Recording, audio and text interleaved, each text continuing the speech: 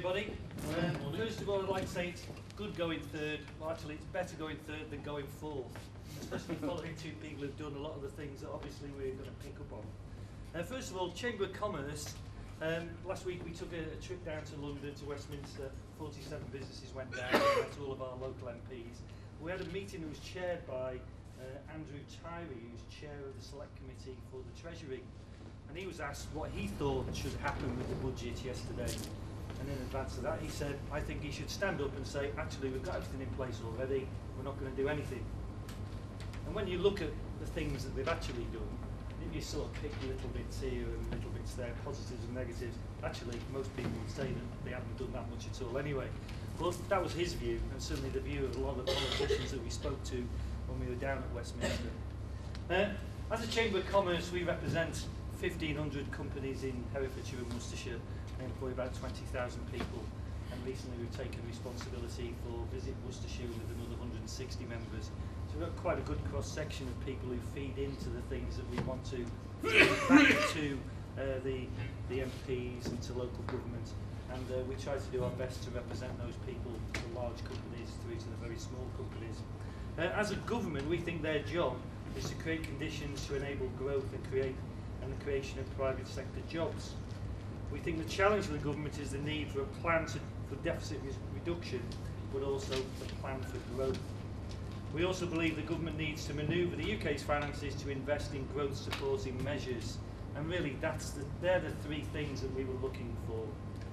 Talking to our members and liaising with other chambers of commerce across the country to formulate a response that was going to go to government in advance of the budget, we picked quite a number of things that we thought would be effective for businesses in our patch and also across the country. So the key thing we were looking for, and some of these things didn't happen, but I'll pick them up later. One of the things was to postpone the 5.6 business rates rise, which stands to affect all businesses in August. We also had strong support across the country for the reduction of corporation tax and the 50p top rate tax.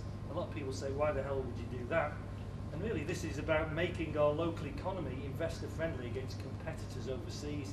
And nobody's even mentioned that in the news, and certainly the papers would put that as their headline. This is a good tax because actually it makes us more competitive in the world. But really, that is one of the drivers for it, and that was one of the drivers that we saw.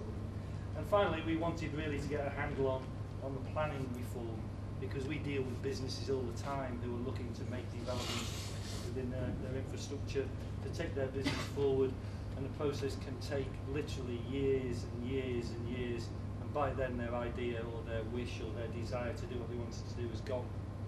So we're looking certainly to help and change that.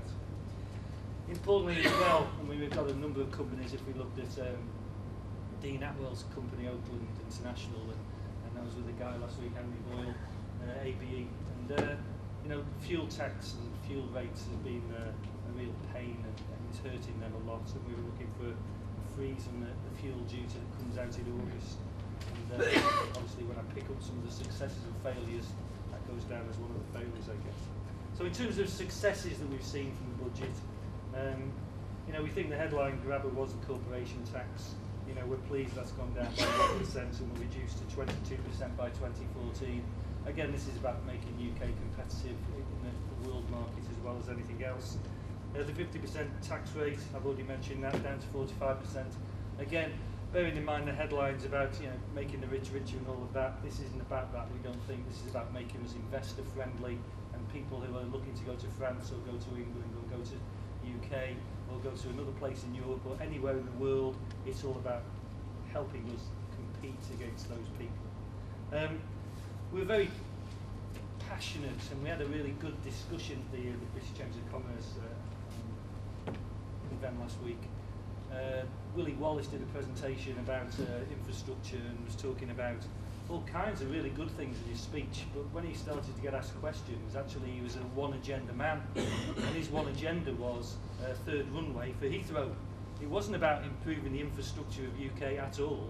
It was about getting the third runway at Heathrow so everybody can get their aeroplanes to Heathrow so we can fly them all around the world. Actually, what we started to ask him, there was a very good question asked about Birmingham Airport. Actually, the extension to Birmingham Airport that is going to happen will actually mean that you can fly from Birmingham Airport to the West Coast US, to Guangzhou in China, and to Bangalore in India. That will significantly change the impact that Birmingham and the West Midlands has in terms of being a world region. No doubt about that. But certainly some of the big players like Willie Wallace had one agenda item, which was runway 3. A lot of people support what his concept is, you know, having a hub airport in the UK, but certainly his view is at the expense of everywhere else. Anyway, some of the successes, let me just run through some of them. I've touched on corporation tax, I've touched on the 50% tax. He talks about reducing regulation, John touched on that. They would say that they've gone down from 20,000 to 1,500, and it doesn't feel like that to a lot of people, it's fair to say. Although I was talking to Amanda Sumter from Ginny Ring the other day, and she said that the health and safety people came down and they took 4 books off a shelf and replaced it with 1 book. And she thinks that feels better than 4 books. Certainly she's got more room on the shelf now to put other things on. But certainly they are saying that there is a reduction, but not many people feel there has been a reduction. In terms of fuel, the Chancellor announced a fare fuel stabiliser, but of course in August the fuel rate will go up, and the people will still feel some of the pain for that. So our concerns from the budget, not all positive, some negatives, the fuel, 3p rise in August, and the issue about the South East airport capacity to be published, you know, and sort of dragging that out a bit.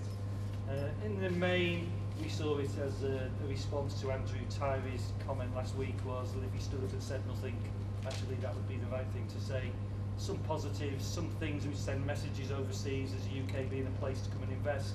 Some negatives, some of our people continuing to feel the pain, 3p rise. In the main, some help with planning, some help, the message is out there that planning should help. We're hoping that local enterprise partnerships can do and say some of the things that the government is saying that they can do and say, and certainly we'll be supporting the local enterprise partnership, which leads very well into the next speaker, which is Gary Woodman, who is the Executive Director of Worcestershire LEP. Thank you.